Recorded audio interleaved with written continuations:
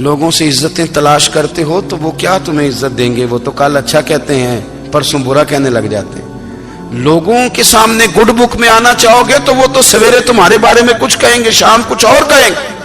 اپنی روحانی زندگی آباد کریں، اپنے مسلح کو وقت دیں، اور دنیا سے چھپ کر اس موبائل کو بند کر کے اور اپنے آپ سے بھی چھپ کے اور تنہا ہو کے چھپا کے سارا کچھ اپنے آنسو اپنے رب کی بارگاہ میں پیش کریں، اس کے حضور حاضری دیں۔ سنو نا ترمذی کی حدیث، اور اسے یاد رکھنا، نبی پاک علیہ السلام نے فرمایا اپنے دکھ لوگوں کے سامنے نہ بیان کرنا، سیٹھوں نوابوں کو نہ بتاتے پھرنا، دنیا داروں کے سامنے جا کے نہ رونا کہ میں تکلیف میں ہوں۔ فرمایا اگر دنیا داروں کو دکھ بتاؤ گے رب تمہیں کبھی غنی نہیں کرے گا۔ اور لوگ ہیں کہ الٹا مذاق اڑائیں گے آپ کی، جس سے بڑی پکی یاری ہے نا، پکی، وہ تب تک پکی ہے جب تک آپ نے 50,000 مانگا نہیں، اور جس وقت آپ نے کہہ دیا کہ میں مجبور ہوں میری مدد کر، تو پھر ختم ہو گئی دوستی۔ لوگوں کی تعلقات آپ کے ساتھ تب تک ہیں جب تک آپ ان سے کوئی ضرورت وابستہ نہیں کرتے۔ کریم محبوب فرمانے لگے بندوں کے سامنے دکھ نہ بیان کرنا، اللہ تجھے کبھی غنی نہیں کرے گا۔ تو اپنے دکھ اپنے رب کو بتا، تو دعائیں مانگ، تو اس کی بارگاہ میں حاضر ہو، تو اس کے حضور عرض کر۔ فرمایا اپنے دکھ اپنے رب کو بتا، وہ جلدی کرے یا دیر سے کرے تجھے ساری دنیا سے بے نیاز کر دے گا، تجھے کسی کا محتاج نہیں رہنے دے گا۔ اپنے مسلح کو، اپنی دعاؤں، ایک بزرگ فرماتے ہیں میں نے دعا مانگنے کا طریقہ اپنی بیوی سے سیکھا۔ دعا مانگنے کا طریقہ اپنی، سیکھنے والے تو اپنے بچوں سے بھی سیکھ لیتے ہیں، سیکھنے والے تو ہر ایک سے سیکھتے ہیں۔ وہ کہتے ہیں میں نے دعا مانگنے کا سلیقہ اپنی بیوی سے سیکھا ہے۔ حضرت وہ کس طرح؟ فرمانے لگے میری بیوی نے نا مجھے کوئی کام بتایا، کچھ پیسوں کی ضرورت کے لیے کہا، تو میں نے اسے کہا کہ بھئی ابھی میرے پاس نہیں ہے، کچھ دنوں میں آتے ہیں تو میں دے دوں گا۔ عورتوں کی عادت ہوتی ہے وہ بار بار یاد کراتی ہیں، 2-4 دنوں کے بعد پھر اس نے کہا حضرت وہ میں نے کہا تھا کچھ پیسے، میں نے اسے کہا کہ ابھی میرے پاس نہیں ہے، کچھ دنوں میں ملتے ہیں تو میں تمہیں دے دوں گا۔ اس نے کچھ دنوں کے بعد پھر کہا حضور وہ میں نے کچھ پیسے کہے تھے۔ فرماتے میں نے ڈانٹ دیا، میں نے کہا کہ کیا تو روز مجھے شرمندہ کرتی ہے، کہا نا میرے پاس نہیں ہے، ہوں گے تو دے دوں گا، تو روز یاد کراتی ہے۔ فرماتے ہیں اس نے پہلے تو میری ڈانٹ کو سہا، پھر میرے سخت جملوں نے اس کی آنکھوں میں آنسو پیدا کر دیے، پھر اس نے اپنے آنچل میں اپنے اس دکھ کو سمیٹا، اور پھر اس نے ایک جملہ کہا تو میں رو پڑا، اور مجھے اپنے رب سے مانگنے کا طریقہ آ گیا۔ مجھے کہنے لگی حضرت جی آپ نے ڈانٹ دیا میں نے سہ لیا، پر آپ ہی میرے شوہر ہیں، بتائیں نا آپ سے نہ کہوں تو میں کس سے جا کے کہوں۔ فرماتے ہیں میں رو پڑا، اور میں کھل کے رویا، اور میں تڑپ کے رویا، اور پھر میری سسکیاں بند گئیں۔ تو مجھے کہنے لگی آپ کو کیا ہوا؟ میں نے کہا مجھے بھی دعا مانگنی آ گئی ہے، جب میں اسے کہوں گا نا اللہ تو ہی میرا رب ہے، میں تجھ سے نہ کہوں تو میں کس سے جا کے کہوں؟ میں کیوں کسی بندے سے سوال کروں؟ میں کیوں کسی دنیا دار سے کہوں؟ میں تیرے بندوں کا، نیک بندوں کا وسیلہ لے کے، تیرے محبوب کی غلامی لے کے تیری بارگاہ میں آیا، تجھ سے نہ مانگوں تو کس سے مانگوں؟ سمجھ آ گئی ہے جب میں اس رنگ میں مانگوں گا تو پھر رب میرے اوپر بڑا ہی فضل فرمائے گا، وہ میرے اوپر بڑی رحمت کرے گا، وہ میرے لیے آسانیاں کرے گا۔ عزیز دوستو ہم اس طرح کرنے لگ گئے ہیں کہ ہم نے نا اپنے تعلقات پر اعتماد کرنا شروع کر دیا ہے۔ میرے تعلقات بہت ہیں، ہم نے اپنی دولت پر اعتماد کرنا شروع کر دیا ہے، میرے پاس دولت بہت ہے۔ ہم نے اپنے علم پر، اپنی شہرت پر اعتماد کرنا شروع کر دیا ہے کہ میرے پاس فلاں چیز بہت ہے۔ یاد رکھنا جب بے نیاز اپنی صفت بے نیازی دکھاتا ہے تو بڑی بڑی دولتوں والے مجبور نظر آتے ہیں۔ بھائیو جب انسان کا رشتہ اپنے مالک کے ساتھ ہوتا ہے پھر تو غم بھی کچھ نہیں کہتے، پریشانیاں بھی کچھ نہیں کہتی، پھر تو زندگی صبر والی، پھر تو زندگی توکل والی، پھر تو زندگی بھروسے والی، پھر انسان اپنے آپ کو رسوا نہیں کرتا، دنیا داروں سے امیدیں اس کی ختم ہو جاتی، امیدیں اللہ رسول سے لگا لیتا ہے، مضبوط ہو جاتا ہے، مضبوط، طاقتور ہو جاتا ہے، خوددار ہو جاتا ہے، باوقار باعزت ہو جاتا ہے۔ حضرت بہلول دانا رحمت اللہ علیہ بیٹھے تھے تو ہارون رشید حج کر کے آ رہا تھا، تو رستے میں حضرت شیخ سے ملاقات ہو گئی تو السلام علیکم کے بعد کہنے لگا حضور کوئی حکم ہو تو بتائیے گا. تو حضرت بہلول دانا فرمانے لگے تیرا رب کون ہے؟ اس نے کہا اللہ. تو فرمایا میرا کون ہے؟ کہا اللہ. فرمانے لگے تو بڑا ہی بیوقوف ہے، کیا تو یہ سمجھتا ہے کہ رب ہارون رشید کو تو دے گا اور بہلول دانا کو بھول جائے گا؟ تیرا بھی وہی رب ہے، میرا بھی وہی رب ہے. اس نے اگر تجھے دے کے آزمایا ہے تو ہو سکتا ہے مجھے نہ دے کے آزما رہا ہو. جب اس کی حکمت کے تقاضے ہوں گے تو عطا کرے گا اور دے گا. تو جا اپنا کام کر. بھائی اپنی روحانی زندگی، اپنی عبادات، اپنے وظائف، اپنے روزمرہ کے معاملات، اپنی دعائیں، اپنا استغفار. دیکھو کوئی مشکل کام تو نہیں، 2 رکوع ہیں سورہ واقعہ کی اگر رات کو پڑھ لی جائے تو. میں کس طرح یہ بات بیان کروں کہ تعویذ بانٹنا آسان ہے اور وظیفہ بتانا مشکل ہے. سارا دن تعویذ بانٹیں تو لوگ لینے کو تیار ہیں، اور اگر آپ وظیفہ بتائیں تو کہتے ہیں تو مشکل کام ہے. او خدا کے بندے، اگر آپ کا تعلق قرآن پاک کے ساتھ مضبوط ہو، قرآن پاک کے ساتھ اگر آپ کا رشتہ ہو، لوگ سفارشیں ڈھونڈتے ہیں نا دنیا میں، کوئی تعلق مل جائے تو میرا کام ہو جائے. دنیا میں اتنا مشکل معاملہ ہے، آخرت میں مجھے بتائیے گا کتنا مشکل معاملہ ہوگا.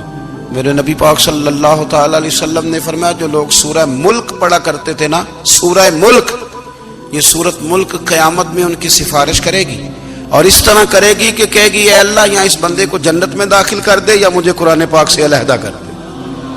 تو رب فرمائے گا جا اس کا دامن تھام کے اسے جنت تک پہنچایا. آپ بات کو سمجھیں، جب آپ کے تعلقات اپنے معاملات کے ساتھ مضبوط ہوں گے، یہ نبی کریم نے وعدہ کیا ہے کہ تو سورت واقعہ پڑھ تیرے گھر میں فاقہ نہیں آئے گا. حضرت عبداللہ ابن مسعود رضی اللہ تعالیٰ عنہ بیمار تھے تو حضرت عثمان غنی رضی اللہ تعالیٰ عنہ تیمارداری کے لیے تشریف لے گئے اور جا کر کے کہا کہ آپ بڑے بیمار ہیں، آپ کی بیٹیاں زیادہ ہیں، میں چاہتا ہوں کہ خزانے میں سے کچھ مدد کروں.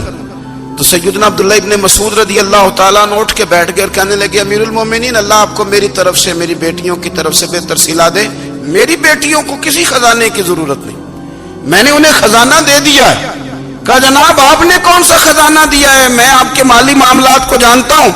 تو فرمانے لگے امیر المومنین، میرے نبی کریم نے فرمایا ہے جو سورت واقعہ پڑھے اسے کبھی فاقہ نہیں آتا. میں نے بیٹیوں کو یاد کرا دی ہے، یہ خزانہ میں نے انہیں دے دیا ہے. وہ سارے والدین سنیں جو بیٹیوں کے لیے پریشان رہتے.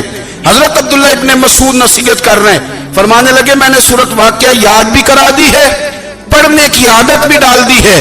حضور نے فرمایا ہے جو سورت واقعہ پڑھے اسے فاقہ نہیں آتا. کہنے لگے چاند تو اپنی جگہ چھوڑ سکتا ہے، سورج گر سکتا ہے، تارے ٹوٹ سکتے ہیں، پر مدینے والے رسول کی بات غلط نہیں ہو سکتی. حضور نے فرمایا فاقہ نہیں آئے گا تو انشاءاللہ کبھی بھی نہیں آئے گا. کرنے کا کام یہ ہے کہ ہم اپنے معاملات، اپنی عبادات، اپنی دعائیں، کبھی 10 منٹ عادت ہو جائے نا دعا مانگنے کی علیحدہ سے رات کو. حضور نے فرمایا جو فرض نماز کے بعد دعا مانگے اللہ اس کی قبول کر لیتا ہے. نبی پاک صلی اللہ تعالی علیہ وسلم نے فرمایا اللہ مسافر کی دعا قبول فرماتا ہے. حضور نے فرمایا اللہ مظلوم کی دعا قبول فرماتا ہے. حضور نے فرمایا بیمار سے دعا کراؤ اللہ اس کی دعا قبول فرماتا ہے. میرے نبی پاک نے فرمایا ماں باپ جب بھی اولاد کے لیے ہاتھ اٹھائیں، ویسے تے بلے شاہ تو آسمانی اڈ دیا ہی پھڑ دیں، جڑا گھر بیٹھا انہوں بڑھیا ہی نہیں. حضور فرمانے لگے ماں باپ جب بھی اولاد کے لیے دعا فرمائیں اللہ ان کی دعا کو قبول کرتا ہے. آپ اپنا تعلق بنائیں دعا کے ساتھ، عبادت کے ساتھ، مصلی کے ساتھ رشتہ بنائیں، استغفار پڑھیں. صلاح الدین ایوبی صلیبی جنگوں میں تھے، رات کو مسجد اقصی میں نماز پڑھی تو پریشان تھے. ایک بزرگ سے ملاقات ہوئی تو وہ کہنے لگے کہ آپ بڑے پریشان ہیں. کہنے لگے حضور پریشان اس لیے ہوں کہ پہلے ہی مسلمان کمزور ہے، اب میں نے سنا ہے دشمن کا ایک بحری بیڑا وہ جنگی سامان سے بھرا ہوا آ رہا ہے، تو اب ان کے پاس اور تلواریں اور نیزے آ جائیں گے، مسلمانوں کے پاس پہلے ہی وسائل کی کمی ہے، پریشان ہو کس طرح کر کے مقابلہ کریں گے. یہ بات کہتے ہی صلاح الدین ایوبی نے بزرگوں سے کہا حضور آپ بھی دعا کرنا، دعا کی بڑی طاقت ہے. میرے نبی پاک نے فرمایا دعا مومن کا ہتھیار ہے، دعا مومن کا، دعا مومن کا۔ حضور نے فرمایا تقدیر کو سوائے دعا کے کوئی چیز نہیں بدل سکتی، دعا مومن کا ہتھیار ہے، یہ کافر کے پاس کوئی نہیں، یہ ہتھیار ہے مومن کا۔ اللہ کرے آپ کو سمجھ آئے، پھر سنیں، کئی بار کہہ چکا ہوں، یہ ہتھیار ہے کافر کے مقابلے میں۔ جو تیرے پاس سب سے بڑا ہتھیار ہے وہ دعا ہے۔ دعائیں کرانی چھوڑ دی، کرنی چھوڑ دی، لینی چھوڑ دی۔ حضرت سیدنا انس بن مالک رضی اللہ تعالیٰ عنہ فرمایا کرتے تھے، میں نے وہ رنگ دیکھا ہے جب حضور دعا مانگتے تھے اور حضور کی مقدس آنکھوں میں آنسو بھی ساتھ ہی بہا کرتے تھے، میں نے وہ انداز دیکھا ہے۔ تو صلاح الدین ایوبی بزرگ سے کہنے لگے آپ بھی دعا کیجیے، اور خود رونے لگے اور سر سجدے میں رکھ کے رونے لگے، اور عشاء سے لے کر فجر تک روئے، خوب روئے۔ صبح وہ بزرگ آئے تو صلاح الدین ایوبی کا خوبصورت اور ہنستا ہوا چہرہ دیکھا، کہنے لگے آپ بڑے خوش ہیں، رات تو میں نے بڑے روتے ہوئے دیکھا تھا۔ تو کہنے لگے حضور وہ جو بحری بیڑا آ رہا تھا نا وہ پانی میں ڈوب گیا ہے، اب وہ نہیں آ رہا، ابھی خبر آئی ہے تو میں بڑا خوش ہوں۔ بزرگ کہنے لگے اٹھ سینے سے لگ اور سن ایک بات، وہ بحری بیڑا پانی میں نہیں ڈوبا، وہ تیرے آنسوؤں میں ڈوب گیا ہے۔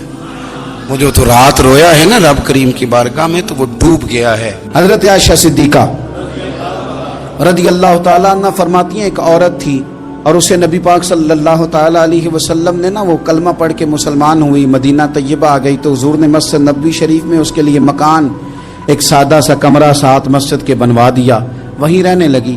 اکثر وہ سیدہ طیبہ کے پاس آتی تو حضرت عائشہ صدیقہ رضی اللہ تعالیٰ عنہ فرماتی ہیں وہ بڑی باتیں سناتی اور آخر میں کہتی وہ ہار والا دن بھی بڑا عجیب دن تھا اور میرے رب کی قدرتوں کا دن تھا، وہ بھی بڑا عجیب دن تھا۔ سیدہ عائشہ صدیقہ رضی اللہ تعالیٰ عنہ ایک دن فرمانے لگی کہ تو ہار والے دن کا بڑا ذکر کرتی ہے، وہ کیا دن تھا؟ تو خاتون کہنے لگی اماں جی وہ دن تھا جب میرے رب پر بھروسہ اور مضبوط ہو گیا، جس دن میرا اپنے رب پر توکل اور بڑھا، میرے ایمان میں یقین میں اور پختگی آئی۔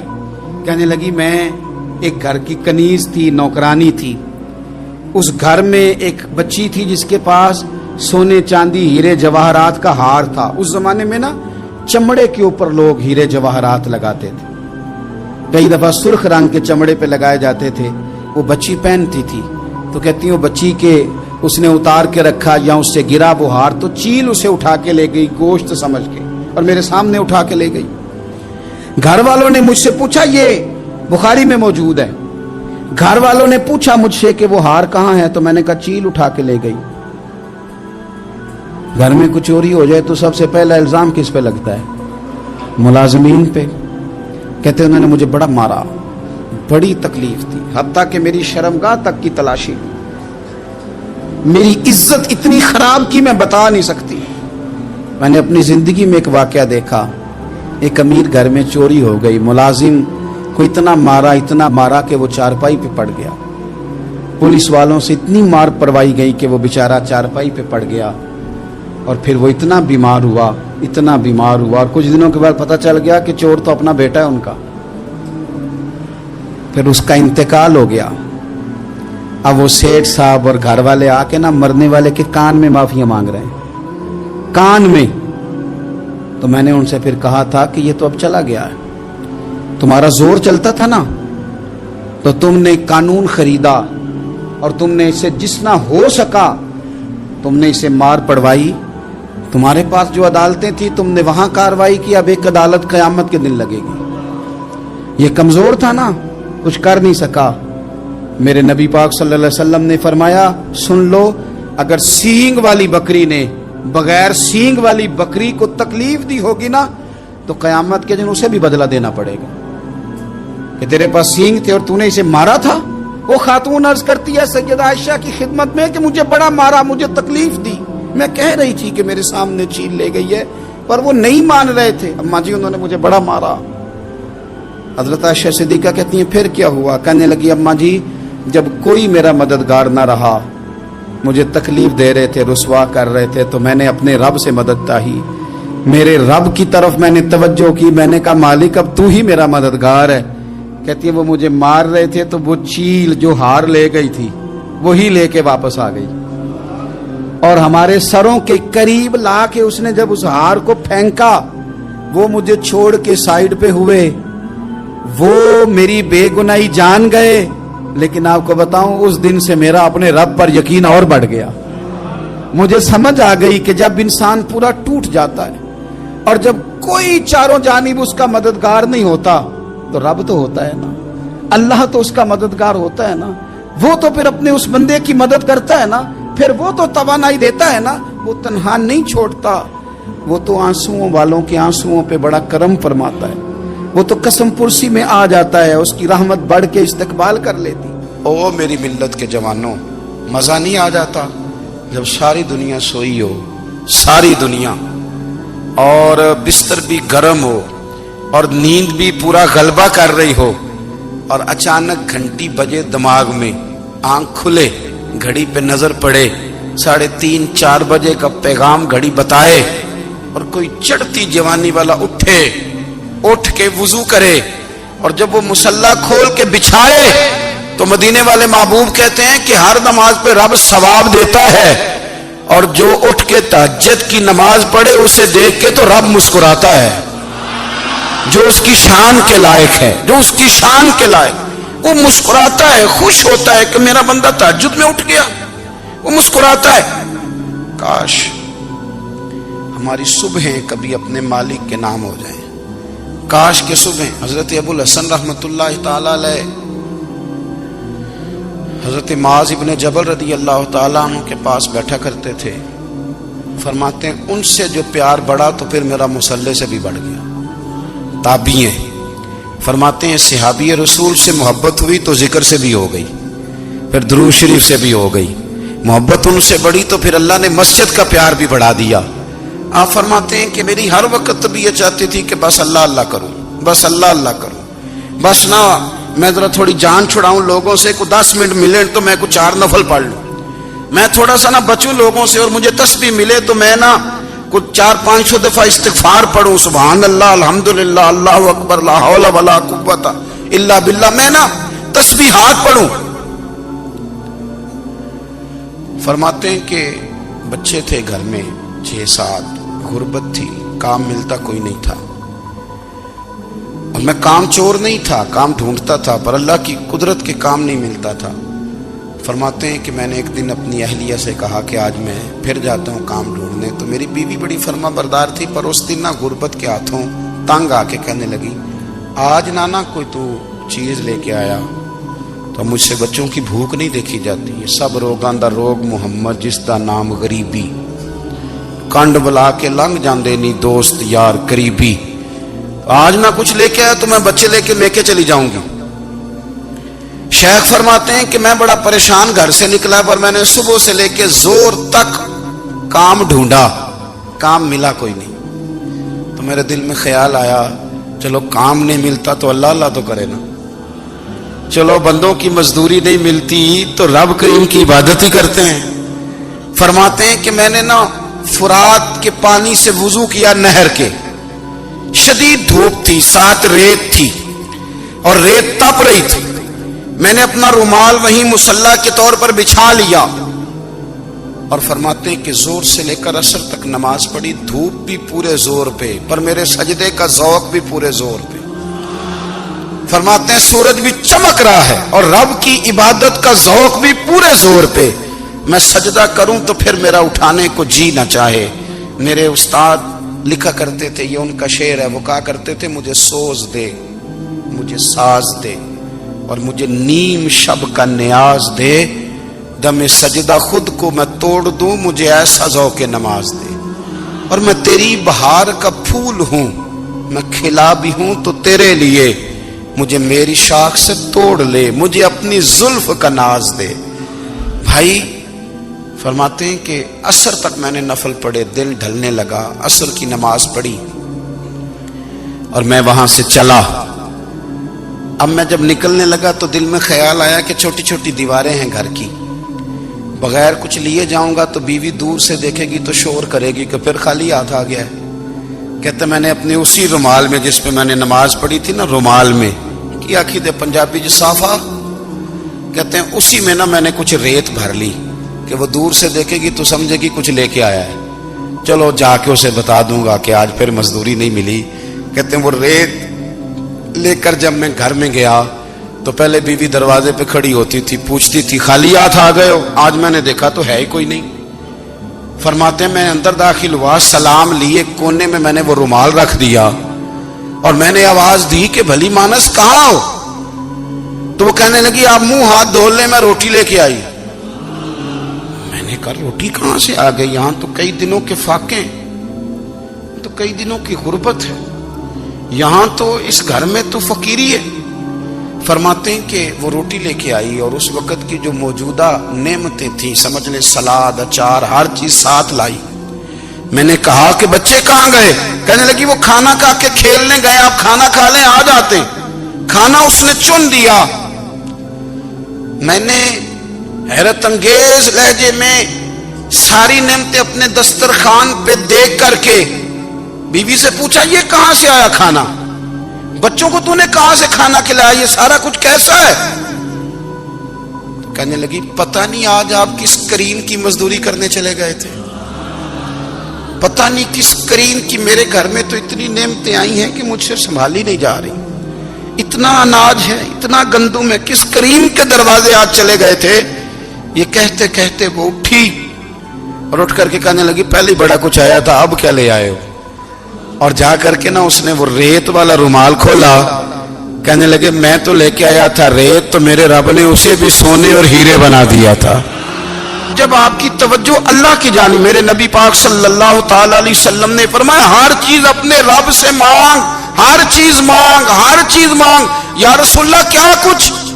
मेरे महबूब ने फरमाया तेरे घर में नमक भी खत्म हो जाए तो वो भी अपने रब से मांगा कर, तो मांगना वो तुझे देगा, तो उसकी बारगाह में कशकोले तलब दराज तो करना। और तिरमिजी शरीफ में अजीब लफ्ज है, रसूल कायनात ने फरमाया, रब करीम फरमाते हैं जब मेरा बंदा हाथ उठाता है ना तो मुझे हया आती है कि मैं खाली कैसे लौटा दूं इसके।